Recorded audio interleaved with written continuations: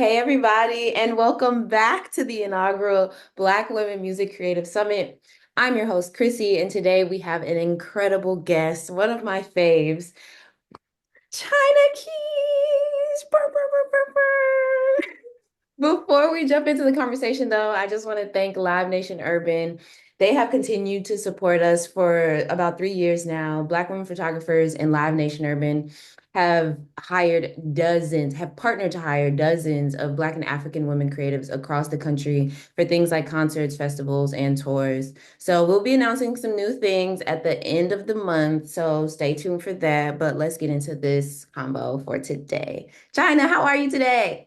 I'm doing great. Good morning. I hope everybody's doing well. Good morning. Okay, so I already know it's not always that I'm familiar with the guest prior Yeah. to viewing them. Of course, I do my research before talking to everybody, but we've been following each other for years. So I was like, oh my God, I actually know somebody I'm about to interview. I can't wait. So off the top, can you let people know the type of photography you do or, what you do in general as an artist and where you're based? Yes. Well, I'm based in the DMV. I live in Maryland, and I have been a music photographer for the last 10 years, which sounds crazy. I shot my first festival in like May of 2015. So it's been a long time. But I also specialize in event photography, and also enjoy doing lifestyle. So those are kind of my niches. That's beautiful. Also, I'm going to pull up your website while we're having this conversation for people watching. If you need to like click over or if you want to watch here, you can do that so you can see the work from the artist we're talking to today. So it's crazy you even know like the month and year of the first show you shot. Can you put us on a little bit of backstory? Because we love to know like, did you sneak in? Did you buy a ticket? Did you sneak the camera in? Like, how did that work? So that's a perfect start to explain how like I was never shooting. I wasn't shooting at that time. I was just at concerts. I love music. Music was my first love. Music is where it all started.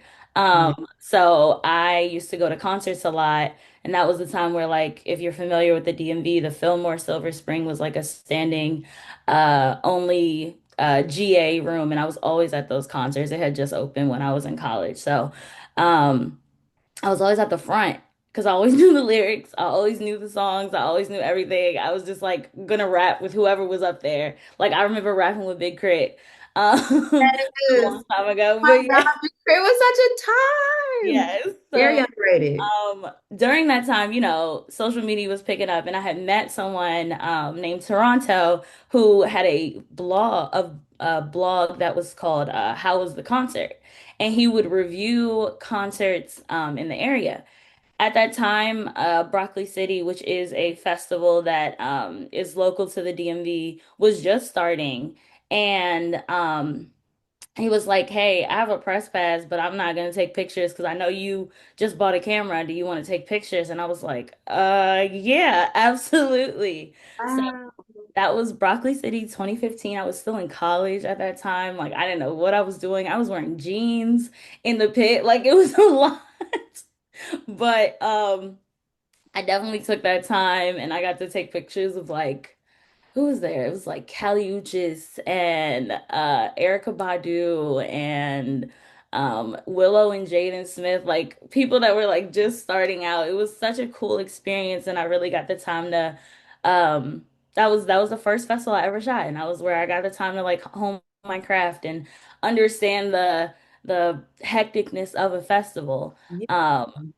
But yeah, that's really how it started. And then honestly, from there, I just kept going. The next year for Broccoli City, I was a little scared, but I was like, let me see if I can shoot my shot with the media coordinator that was there last year.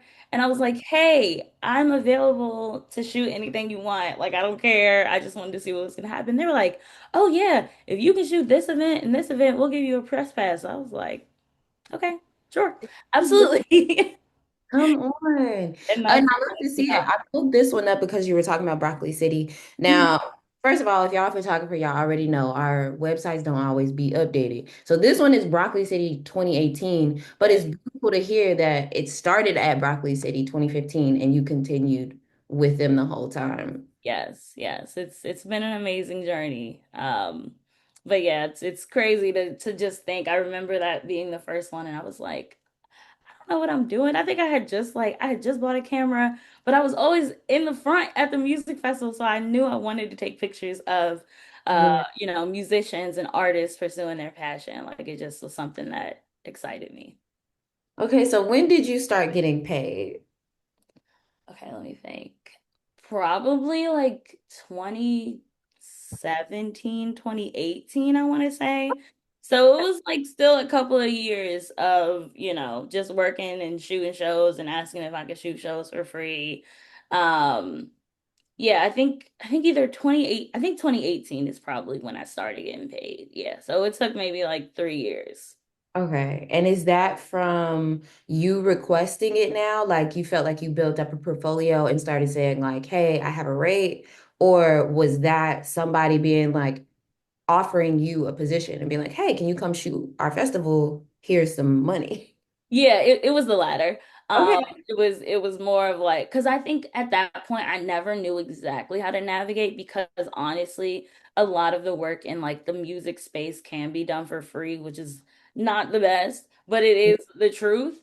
So I never really knew how to navigate it, but I think once I was able to build up a portfolio, people were able to be like we're not just gonna be able to get her for free, honestly. So that was always really special. I'm trying to think of what I wish I could remember what my first paid one was. I know I shot Made in America for Deaf Pen, which is a another media organization, and they paid me and I thought that was really cool.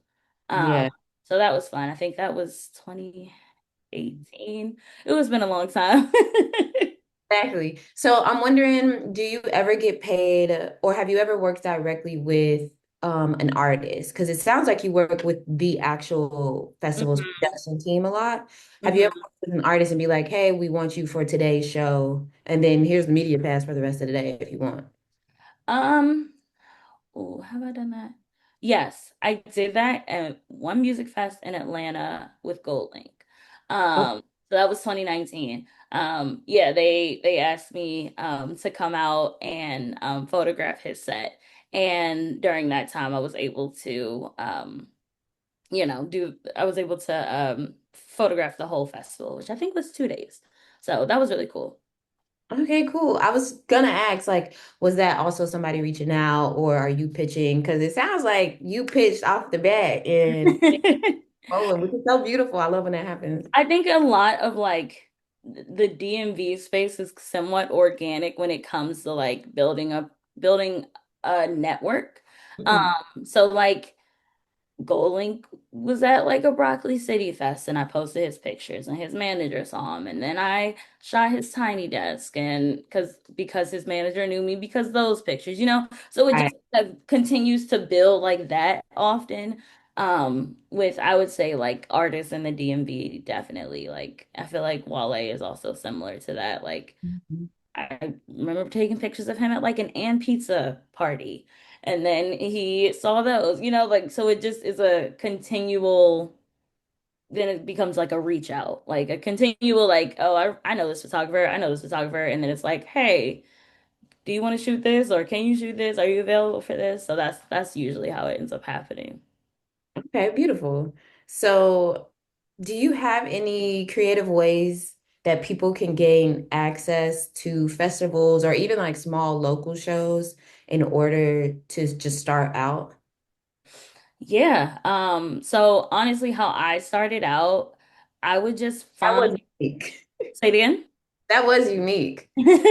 Your mom Yeah, just being no, the like, way I'm that not gonna use this. that was very unique. That was unexpected. But like I don't feel like I like, blossomed from that day. So like it was still a lot of I would reach out to I would find the manager of the artist or the PR person of the artist through like Google or socials. Like sometimes if you go to the socials of the artist, they might have their managers in their bio, their manager's email in their bio. I would do that, or I would go on LinkedIn or somewhere to find somebody's information. So it took a lot of research, but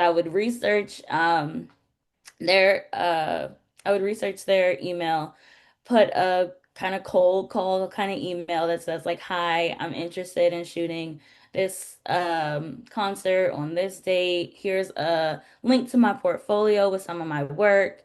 And then just like see what happened from there, honestly.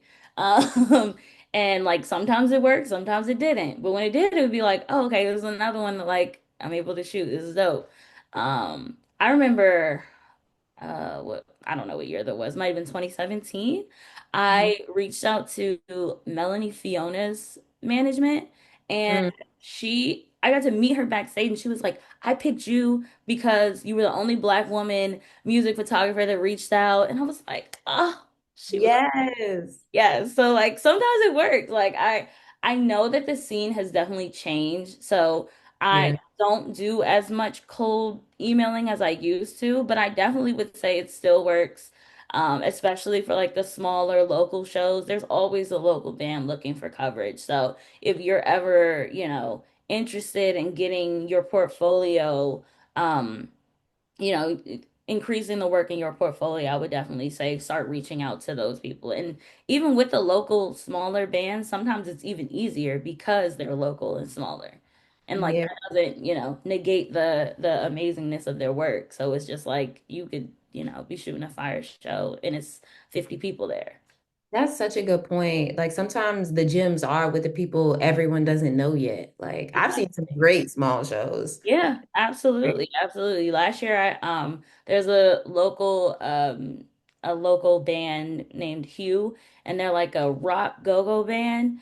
Mhm. And they're amazing. They asked me to shoot their show last year, and it was a very small venue, and I enjoyed myself so much. I love their music, but that work just got featured in a magazine this week, and I was like, oh, see, like so then I started connecting with the editor of that magazine, and it's like stuff like that that just is like organic connections and organic ways to, make everything end up working. Like just allowing things to fall into place. Absolutely. Absolutely. So I want to fast forward a little bit and talk about how you are in the pit. I think as a woman, I was also afraid to go into the pit. I've been in the pit and I've fortunately like never had anything happen to me, but I have seen like very rude things going on. What's Mhm. your experience in the pit and how do you navigate it? Are you moving in and out? Are you like hard body? I'm holding my spot. Like, how does it work for you? I'm definitely so people say I look mean when I'm in a pit, but I'm not mean. I just look very focused because I'm trying to get a shot. I don't care about what's going on around me. I'm just trying to get the shot. So I think that's a part of it, but also like I definitely make my presence known. Like I don't want people to like step over me or anything just because, they might have their, preconceived biases or preconceived notions about a woman photographer, but I think I'm always making sure that I'm, at a spot early where I need to be early if I can be. And then I don't move around like too much because I know that that's like you always want to be respectful of the other photographers that are in the pit. So and we know we only have a limited amount of time usually. So that like 3 song limit or whatever, you can't be running around the whole bit. So I like to, pick a good spot and then kind of navigate and maneuver based off of where I am. So it's Mm. like if I'm shooting, I don't know, I can't always say if I'm picking like middle, left, or right, but like depending on where I'm shooting, it's like I always try to make sure that I can get different angles from where I am. So it doesn't always look like I'm shooting from a specific spot.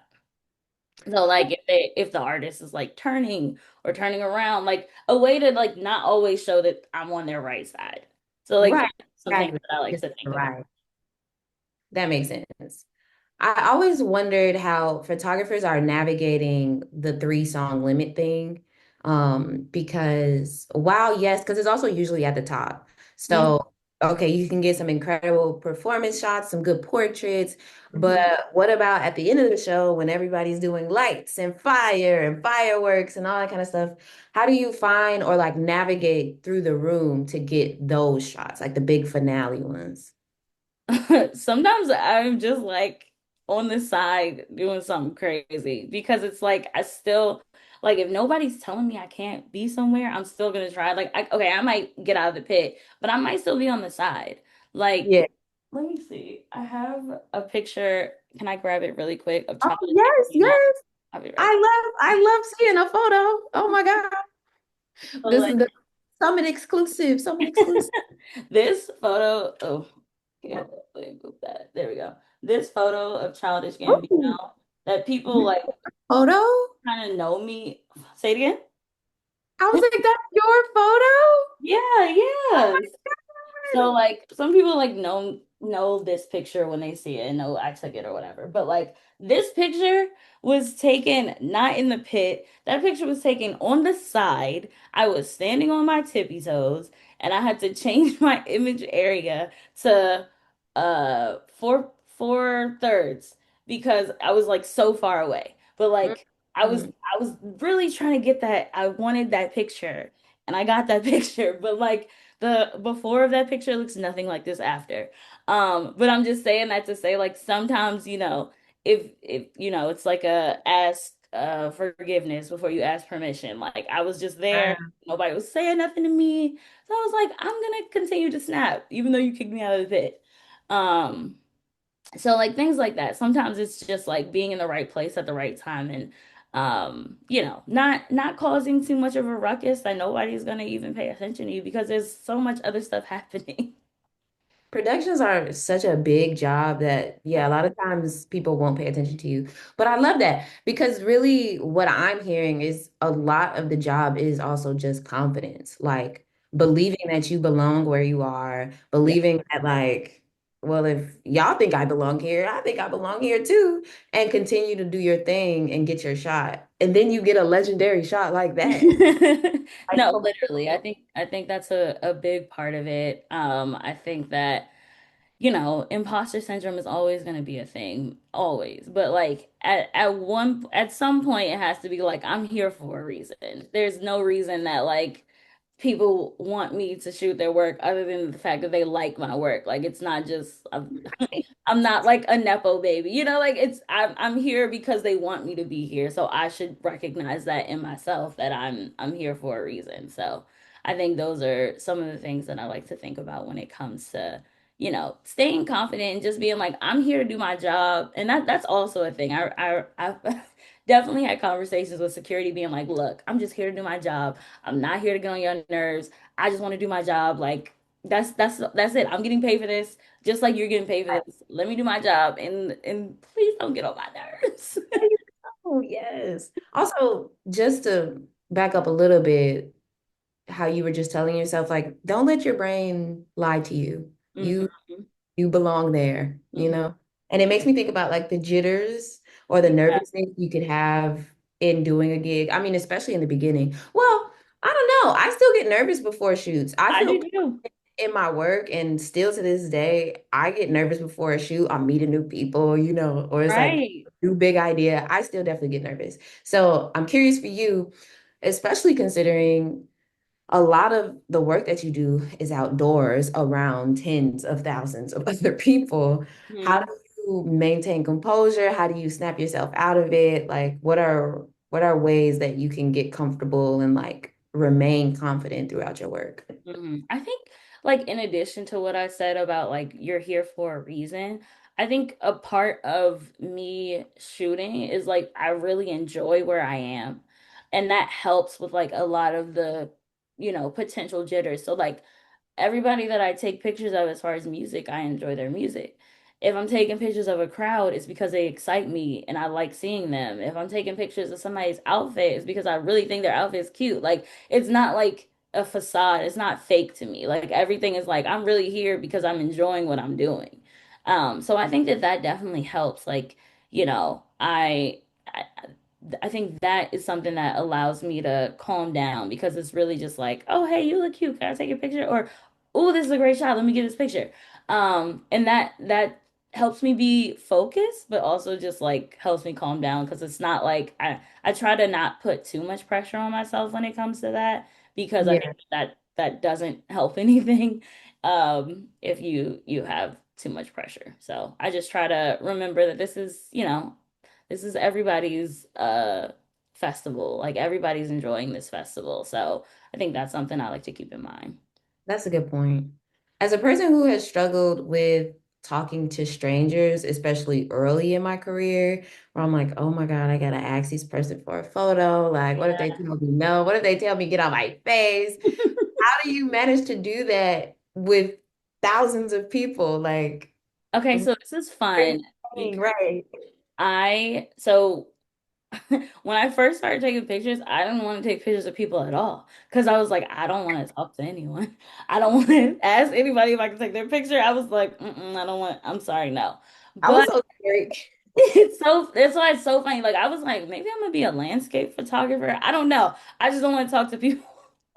I, Um, I'm like cityscape. Yes, I could do. Yeah, exactly. But over the years, when I first got my camera, there's a meetup in DC called Street Meet DC.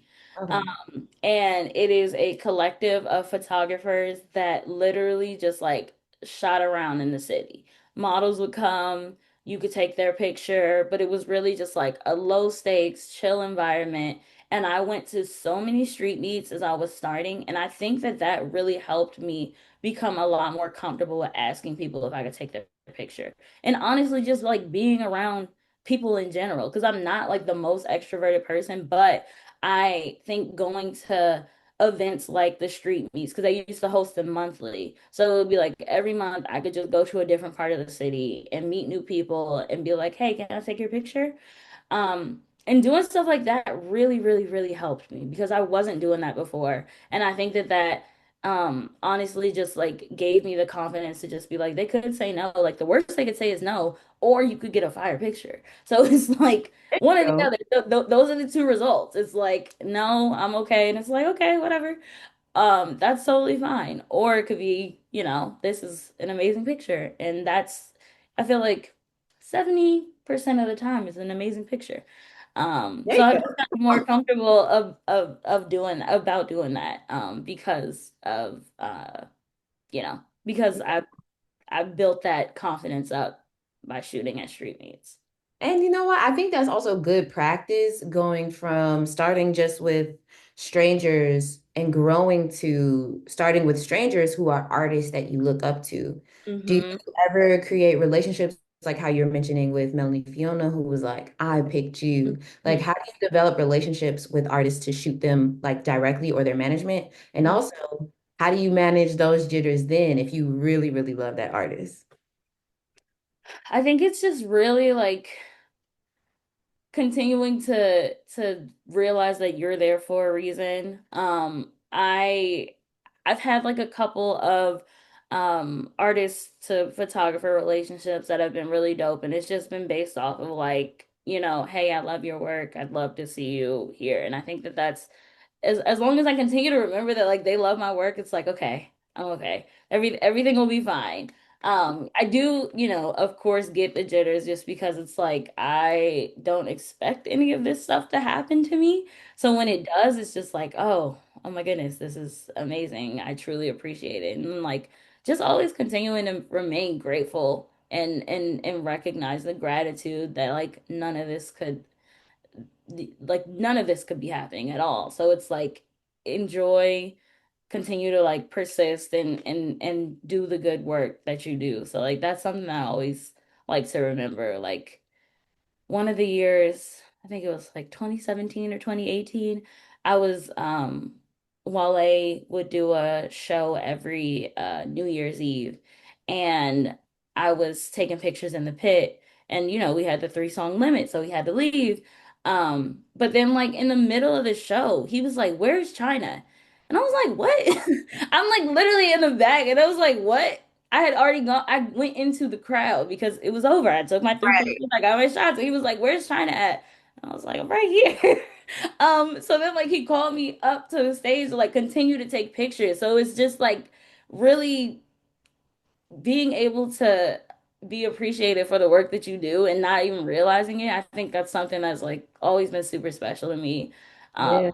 and that's where like that gratitude comes from because I didn't know that that was going to happen, but I'm really grateful that it did because I was able to get more pictures and continue to network. Um, but yeah, that's always been dope. China, the real DMV legend. Let's go. Hey, let's go. I just be doing stuff. I just be working, you know? Excellent. Okay, I want to pivot over to gear a little bit. You mentioned that you were shooting from really far away for the Childish Gambino shot, but I'm curious about like your go-to kit for festivals in general. What are you using? I always have a 70 to 200 and a 24 to 70. Mhm. I shoot mirrorless now, but I think like half of my photography career was with a DSLR. I had the Nikon D750. Mhm. But now I shoot with the Nikon Z7. Um, and yeah, I shoot with a 24 to 70 and a 70 to 200. I usually try and bring a prime lens too, but I realize I never end up using it. Even though I want to sometimes, but like just given all the hecticness of the day, I usually am ending up taking pictures of people on the 24 to 70 usually. Yeah. But I think the 24 to 70, 7200 are like a festival concert, like bundle pack that's perfect for me. Um, 70 to 200 if you have to shoot from far back, obviously. And then the 24 to 70s, I usually will use if I'm like walking around trying to capture the people, trying to capture the crowd shots with like the 24 to the 24 focal length. Sometimes I'll try and use a 14 to 24 for like those wide shots, but honestly, the biggest ones that I use are 24 to 70 and 7200. Okay, cool, cool, cool. And then I So, also, oh, sorry, no, I was gonna say I also will try to bring like different kinds of lens filters too, just to give like the cool look, the prime lens FX filters. Um, so I'll try and bring some of those too, just in case. okay, cool. What's your favorite one? I like this. The star one's cool. That one was, I think, like the first one that everybody started using. Everybody was using that star, but it was cool. It was cool. Like I got some cool pictures of the star one. I like the dreamy one. I can't remember the exact name of it, but the one that's like gives like a mist. I think it's mist, the soft mist filter. I like Like, that one too. yeah, yeah. Shout out to Lens. I was curious about if you use any extra accessories. So I think that's like a really good tip for Mm, photographers, especially starting out that like I yeah, don't I think early days you're so nervous about what you're doing if you're doing it right that right. I think it can be easy to forget to have fun. Yeah. And I think the filters are so fun and they're so easy. At least the brand that we're talking about, I think we're talking about the Mhm. same one. It's Yeah. Prism. Prism. Yep. So yeah, just look at places like that. There's probably cheaper options out there somewhere too. Yeah. And that's like also like your creative interest. Yeah. Yeah. Filters are a really cool way to just like try to switch it up and have your work look a little different. Yeah. I definitely agree. Okay. So another big thing, I think I want to ask everybody because it's just such a big thing in concert photography, low light situations. So either festivals once it becomes night or indoors, it's super dark. How do hmm you like to manage your low light situations? Like, is there certain gear you rely on? Are you just like bumping up your ISO? Like, what are the things that you So I would go between bumping on my ISO because I think that that is something that as a photographer who really just started out self-taught, I was like shying away from bumping on my ISO, especially like on the original DSLR I had because it was just like everything looks so grainy, like I didn't like it.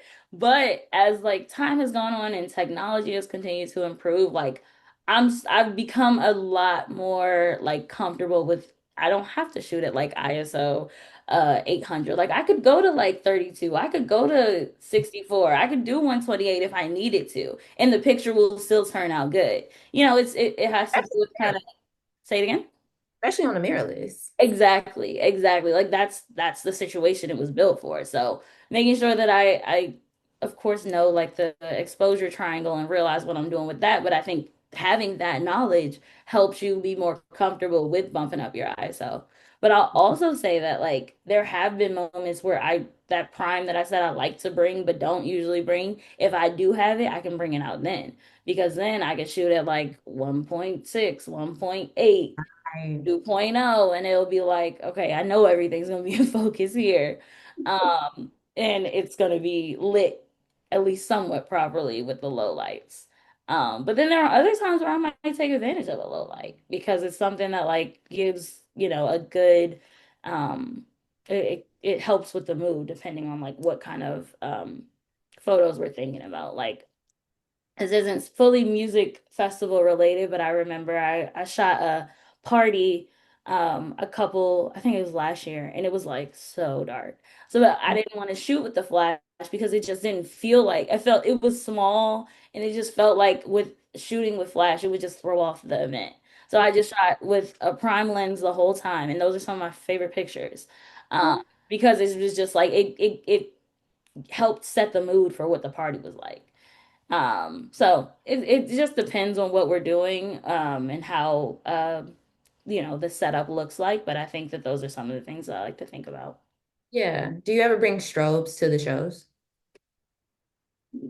I'll have it in my bag, but I don't usually bring them out because that's just always, I think that's just like something I've always thought of. That was like a rule of thumb. It's like you don't bring the flash to the pit because it's going to be distracting for the other photographers. Yeah. Um, So like I feel like I rarely see people bring them out, but if they're out, they're out, and you might get a good shot from them. I don't know. I think it's like it's just something that's always been in me to not bring it out, so I never do unless it's like being backstage or something like that.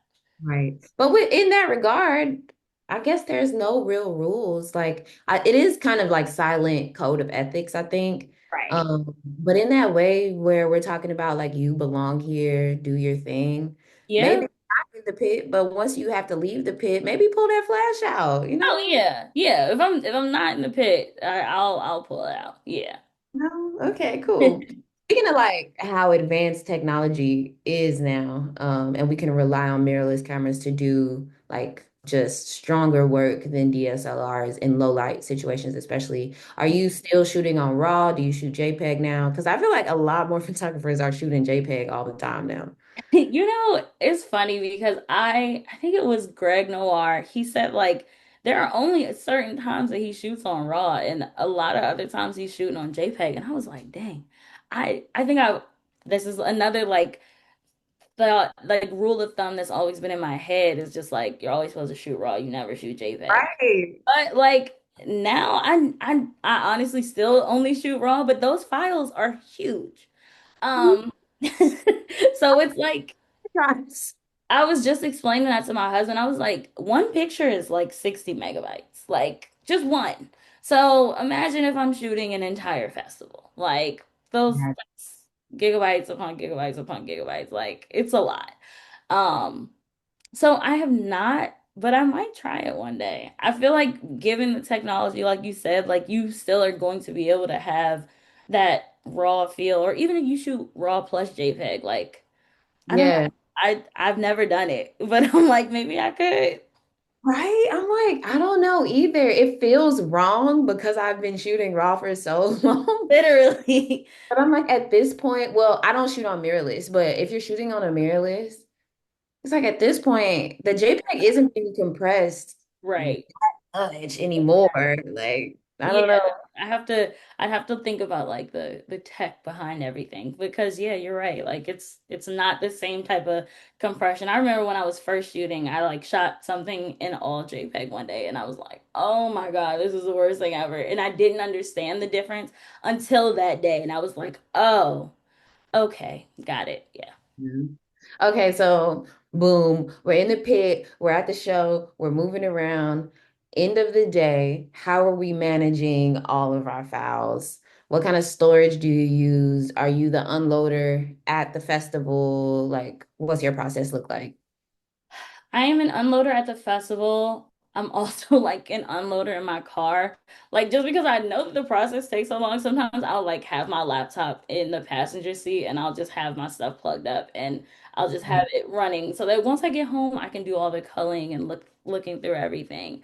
Um So smart. yeah, I just try and think about the times where I'm not gonna be at my I can't edit and drive. So it's like let me let my let me let the stuff start processing then. But I do like to um during a festival there are times where I'll do like card drops and I'll start looking through it at least a little bit to see like, okay, I know I got some good shots from here. So I might like go in Lightroom and like pick or actually before I go on Lightroom, I'll if I have the time, I would go on my camera and lock the ones that I know I like so that Mhm. when I'm in Lightroom it'll show up as, these are the ones that you probably are gonna edit after.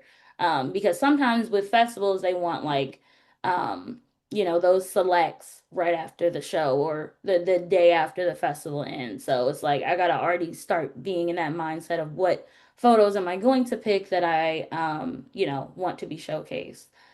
So Um, just to stop you right there, when you're picking photos, are you ever picking on the go also? Like as you're shooting, it's like, ooh, I know one of these are going to be a good one, or is yeah, it just at the end of the day?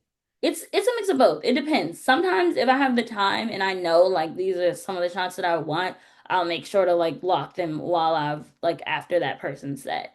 Okay. As opposed to like at the end of the day, so that I can, just remember like, oh, this was a good one. Oh, let me make sure I go back to whoever set and make sure I save those because I know I like those.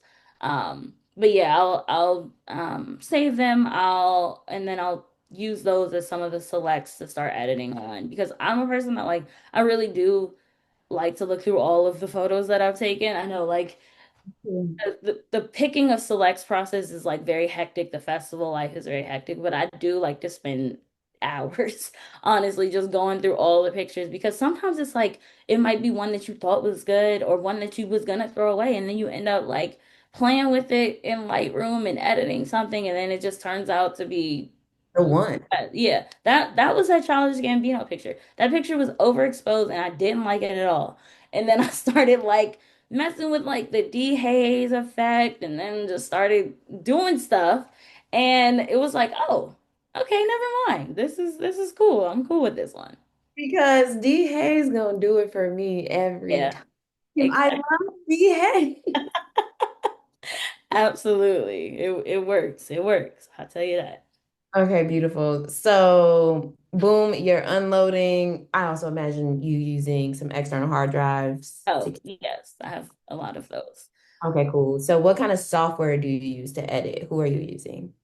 I'm using Adobe Lightroom and sometimes I'll use Photoshop. Um, Okay. I have started with Capture One a little bit, but I need to watch a tutorial on that so I can understand exactly how people are using that one because I've heard people talk about that one as well. But I'm primarily editing in Lightroom. Okay. And do you have any tips for things like reducing noise or blur, or like what kind of tools are you relying on to help you in your editing process? Like how I'm just like, I love a dehaze, like. hmm Yeah, so I mean, like, I think it's like a twofold thing because it comes with obviously knowing your exposure triangle, knowing how to get the shot so that you don't have it blurry, making sure that you have um vibration reduction turned off on your or turn on, excuse me, on your camera, and then just like being able to be still so that you get the shot. But I will say that like when it comes to reducing noise, I do use the denoise feature in Lightroom. I think that helps sometimes. Um, I like to just use the dehaze one as well, dehaze, denoise, all those. And then sometimes I'll put a mask on certain parts of the photo that I want to emphasize. So like a way to add sharpness to a certain part of the picture. I think that that's something kind of new that got added to Lightroom in the last like couple of years that wasn't there because that was something that I would end up, exporting to Photoshop for. But now that that's within Lightroom, I'll, be able to use the brush to add a mask to, emphasize a specific part of the photo that I want to emphasize. So. those are some things I think about. Okay. I was so happy when Lightroom added that because the same thing, like I don't have to do a lot of retouching Right. usually. So when I'm in Photoshop, it's usually for a mask. So Exactly. Lightroom just got it, I think, yeah, a couple of years ago. I was Mhm. like, oh, yes, this made my Yeah, workflow so much more seamless. exactly, exactly. Okay, I think I have one last question about like gear. Mhm. I'm curious, do you have certain like non-technical gear, like bags, the belts? Do you do earplugs, certain brands maybe that you rely on so folks can figure out like how to best wear all the gear that they gotta carry? hmm I do have a belt. Um oh, what's the name of the brand? That can you remember it? The one the belts oh, I can't remember the name of the belt, but I have a belt that I'll wear that I'll hook my lens on or my camera on if I'm just walking because it is heavy. And honestly, belts help when it comes to that load because it's less bearing on your neck and more bearing on like your hips, which make it a lot easier to walk around with. So I will use those. Bags, it depends. Sometimes I'll have like a rolling bag to bring all my stuff in to the festival with, and then I might just walk around with like a big fanny pack and the belt, just because once again, I don't want to carry that big backpack around. Um, Yeah. so I usually will use a mix of a couple of things between like a fanny pack and a belt, and I still do have like my strap and my camera strap as well. Um, but yeah, those are some of the things I use. I don't normally carry my backpack like around with me. I'll like put that in the trailer or hope there's a trailer. Sometimes it might be behind a DJ's a booth or something like that as well. Right. Okay. Okay. I want to pivot a little bit to what you do after. So we've processed all our images. We've been at the shows, XYZ. How do you make sure you can stand out as a Mhm. music photographer? There's so many. Yeah. Like, This how do get your That's a set? great point, and that's always something that I've always wanted to focus on is like having people know that my picture is my picture. So I honestly like bright and vibrant colors. Like I like to focus on the colors of the photo. Um, I have certain presets in Lightroom of ones that I'll use for like concert photography. So I'll usually like if I find a picture that I like, I'll, go through the concert section of my presets and figure out like I'll use those as like a base. So it's like I'll select one of those and then it's like, okay, this is cool for the base, but I want to like up the vibrance or I want to change the highlights a little bit or change the white. So I do a lot of work when it comes to like editing because I think that that is one thing that helps you stand out amongst the crowd and amongst like a lot of the other photographers is having your own set editing style. That's always been very important to me because honestly, like as a concert photographer, like you don't control the lighting. You don't control like the way that they're standing. You don't control any of that. It is your job to get a photo that you want to represent you and your artwork and your style. And those are all things that I have to think about when it comes to the editing process because the editing makes you stand out as a music photographer, I would say, over anything else.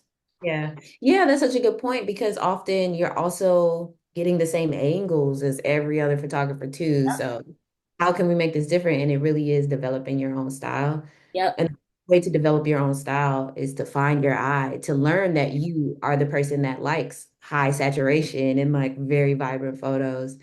And hmm people then seeing the value in that because you saw it. Exactly. Exactly. And I think it's also just like thinking about like different details of the show that you might want to pay attention to. I think that's another thing. Like as I'm shooting and as I'm thinking about the people that I enjoy taking pictures of, it's like, what about this show do I want people to think about? Like, do they have a chain that I like? Do they have shoes that I like? Like, is this person like an avid shoe wearer and they like always wear the best kicks? Like, can I take a picture of that and add that to like a collage to show like this is the show and this is what happened at the show? Are there do they have like a nice smile? Like, do they have like a whole bunch of jewelry on? Like, those are a little bit like of like the intricacies that I like to think about when I'm taking pictures. Because I think that that's important too, as the artist, those are things that you think about when you're, getting styled and getting your clothes on and all that type of stuff, or when you have like a specific part of your your set that you want the audience to pay attention to. So I make sure that I pay attention to some of those things as well. That's such a good point. It reminds me of how you said earlier, this is everybody's festival. Like literally everything that's happening is somebody's job. And Mhm. I'm sure that that has made, at very least, somebody feel good. The fact that a photo was released focused on the fit, focused on the jewelry, something like that, where it's like, yeah, Yeah. I found this artist today and I walked away with coverage also and not just, performance shot. Like that's really, really smart.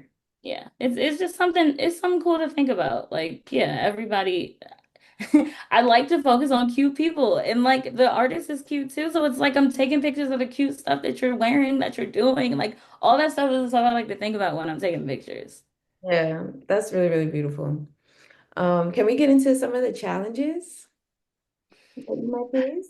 Yeah, definitely. I'll say one challenge, obviously, like I mentioned earlier, like a lot of music photography can be unpaid in the beginning. So I think that's always been a challenge is like navigating like what's worth it. Like at some point, I'm not building my portfolio anymore. Like I think that people like you're always going to, have new work, have more exciting things to do, but like at some point your work is able to speak for itself is more so what I mean. Like I can't always shoot for free. So I think that that's something that like I had to, work within myself to figure out exactly like what is worth it and what is like I would pass on this or see if anybody else would be interested in doing it, but like also letting them know like, hey, this isn't paid. Yeah. Um, I think that's one challenge. I also would say that another challenge is just like as I mentioned, I've been doing this for 10 years. So like it's something that continues to evolve and figuring out exactly like where my place is in this and like what I want to do. Because I think some photographers like love going on tour, but like I never wanted to be a tour photographer. Um, and it's like I had to realize that in myself and like be comfortable with saying that because some people be like, you don't want to be on tour, da, da, da. And I was just like, no, that's just not something that's for me. And being okay with that as a music photographer is like something that you have to, not struggle with, but just like something you have to think about and something that you have to become comfortable with being like, no, I'm good on that. I'm cool with being like, if I get flown out to shoot a show, that's cool. If I shoot local shows or shoot artists that come here to the DMV, that's cool too. Um, but like I love seeing people like go on tour. I love, always being able to um root them on and I'm so excited for them when they're doing that. But that just wasn't something that was my ministry. So I think that that was also something that I had to think about.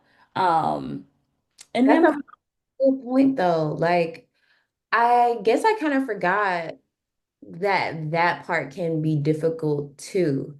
Knowing what you don't want to do and then constantly having to say no to it. right, Because it, people, because it's adjacent to what you do, it's like, right. oh yeah, can you please come do this? Or maybe you even see an offer and it's like for a lot of money, but it's like, oh, I'm not gonna do this job well because I know I don't want to do it. Exactly. And that's why I can do this job well currently is because I'm doing things that I want to do. Like Yeah. if I don't want to do something, it's not gonna feel the same. Like so I just yeah, being comfortable and recognizing that I think are those some of the things I had to pay attention to. Be comfortable in saying no, y'all. It's helpful. It's so good for us. It is. It truly is. And then honestly, that and being comfortable, being okay with no. Like I remember there's been a couple like Afro punks that I shot a few years ago, and this was before the one I shot with Black women photographers, but it was in New York. I emailed like the press guy and he ended up saying no. But then I had a friend that was I had a friend that's an artist that was vending. Hey, she draws. She's an amazing artist. And we ended up just going up together and I brought my camera, excuse me, I brought my camera with her so I could like photograph her stuff. But then I also like went to the concert and took some pictures there. And like SZA saw my pictures. And it was just like, even though I gotta know, I still kind of figured out what I needed to do to get what I wanted to happen. So it just has to do with like being okay with no, but also being able to be like as creative as you can be, to get what you want out of the situation. That makes me think about how do you manage relationships during rejection. So I Mhm. think everybody can talk about like managing relationships. Also, you mentioned that too, where it's like with the artist or a media coordinator or something like that, right? Mhm. But what about when the PR person tells you no once or twice? Do you have experience at least in being told no by them first and then coming back the next year and being like, hey, I see you're back in town. Like, can I shoot for you? Do you ever get a yes afterward? Like, how are you navigating maintaining relationships like that? I think both times for Afropunk, I was told no 2 years in a row, which is the funny part. But I think it's just kind of like not to take it too hard. I think I'm not gonna press somebody also. So like it might be I might reach out 1 year, they say no. I might reach out another year, they may say no. That third year, I don't know if I'm gonna go that route anymore. I might have to find some other way to. That's what I was talking about being creative. Like I might have to find another person to reach out to. It might have to be an artist. It might have to be a band. It might have to be, some other avenue because that just tells me that I might not be the person for them, or they just might have a lot of other photographers that they've already approved, and I'm okay with that. That's not something that like is gonna stop me. Um, it's like there are a lot of avenues to be able to photograph different events. So I would pay attention to that. Can you talk about who are the people that folks can reach out to on teams? Yeah. Like Yeah, people. so I would say the artist manager is one. Sometimes you could do the DJ of the artist. You can do their PR person because sometimes their manager is not their PR person. You can do the media for the festival or for the event to see if they're available. Um, who else? Who else? Who else? You could maybe do like a host or something. Like I'm just thinking about the people that are like the big players when it comes to the event. Those are some of the ones that I like to think about. That's a good list. Yeah, thank you. Yeah, no problem. And then sometimes maybe it could be the artist. Like I have had times where I've emailed an artist that just put their email in their bio on Instagram. I always look on Instagram because that's where everybody has their bios. Um, and it worked out from there. So like they would pass me on to their manager and be like, talk to them about it. But that works too sometimes. So Yeah. Okay, I think I'm gonna leave you here with a last question, okay. also about obstacles. So I'm curious, what's been your biggest professional like learning moment from working in this industry? Hmm. Biggest learning moment. I feel like I've had so many. I'm trying to think of like my biggest one. Girl, it's been over 10 years. I know that's why I'm like, it's been a lot going on. Um, I would just say keep going. I know that sounds cliche, but I think that that's something that's honestly just kept me working is just like people are inspired by the work that you do, even if you don't know it. And there are a lot of times where like I did not know that somebody was looking at my work or didn't know that somebody even knew who I was. And continuing to work through the no's and work through the struggles and the trials, I think are all things that have made me a better photographer today.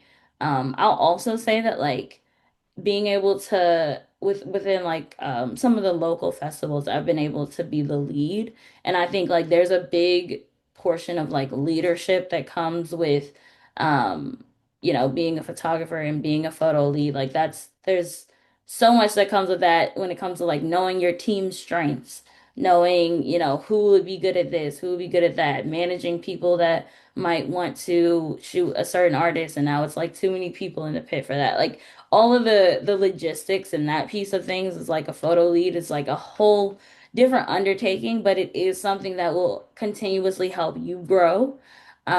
Because at the end of the day, like as the lead, like the work falls on you. Like it's up to you to make sure that everybody is okay. It's up to you to make sure that everybody is, satisfied and happy and got the shots that they want and has the access that they need and there's just like so much that goes into that I think there are so many different learning lessons that come from that. Um I'm just thinking about like the times where I've had to be like, you you can shoot this or we need more sponsor shots. So we need like 30 minutes. Everybody just go shoot some sponsors. Like all of those types of things come down to you as the lead of the photo team. So I think that there are a lot of lessons to be learned during those moments. Okay, so I know I just said last question, but I didn't know that you were running photo lead at festivals. So, Have, yes. one, how can somebody get that position? And then two, can you talk a little bit about how it works? Like, are you finding the photographers that are working for you that day, or is the festival doing that? Like that kind of thing. Okay, so I've been the lead 3 times. I've been it twice for Broccoli City and once for a festival called Trail Grill Fest that was local. For Trail Grill, I was in charge of picking the photographers. They did like um, a blind choice kind of thing. So like they gave me basically a Google Drive with a bunch of pictures and was like, pick the ones that you like, and that was the photo team. So Okay. I ended up actually knowing like everybody on the photo team, um, Oh, which was cool because I was already kind of familiar with their strengths. So I went from there, learning to run a show, figuring out who needs to shoot what, making sure that there's coverage for everything. But even before that, making sure that there's organization with what's going on. So everybody needs a folder. If we're on Google Drive or Dropbox, everybody needs a folder with their name. Put your photos there. This is for day one. This is for day two. These are the sponsors. These are the artists. This is the run of show. This is where the artists are gonna shoot. And this is the make sure you have this press pass. Don't lose this press pass. Do you have something to eat? Do you have water? Like all these things go through my mind as I'm doing shots like this. Like, oh, these are the sponsors that we need. We need to make sure that we get these. These are like the most priority. Like, got to get that first. Let's try and get that in the beginning of the day because I know everybody wants to shoot whatever is happening at night. Like, these are all things I have to think about as like a person who has been on photo teams and then leading the team. It's like I impart a lot of that knowledge that I've been able to develop over the years to do something like that. So yeah, those are some things that I definitely had a time being like the lead. It was cool though. I like it. that's incredible. Oh my gosh, I wish I would have known so we could talk about that a little bit more. But China, I'm so grateful for you today. This has been beautiful. Thank you so much for joining us. Thank you, Chrissy. I had an amazing time. Me too. And just to close this out, we want to thank Live Nation Urban again. Like I said, they have just continued to support us through partnership for the last 3 years, and we're just so happy for it because we keep getting incredible Black women creatives in these like incredible jobs. Like we're shooting concerts and festivals and tours, and it's just such been it's been such a beautiful partnership. So thank you again to Live Nation Urban. And don't forget it's Black Music Month, which is why we're here. And we have a bunch of more just opportunities and exciting news and things. So just continue to stay tuned. We have another conversation in about an hour after this. So just come right back and we'll be back. Oh, before we go, because I forgot to do it yesterday, I want to take a photo. Do you want to take a selfie? Yeah, let's do it. Bye. Okay, see y'all later. Bye, everyone. Thank you.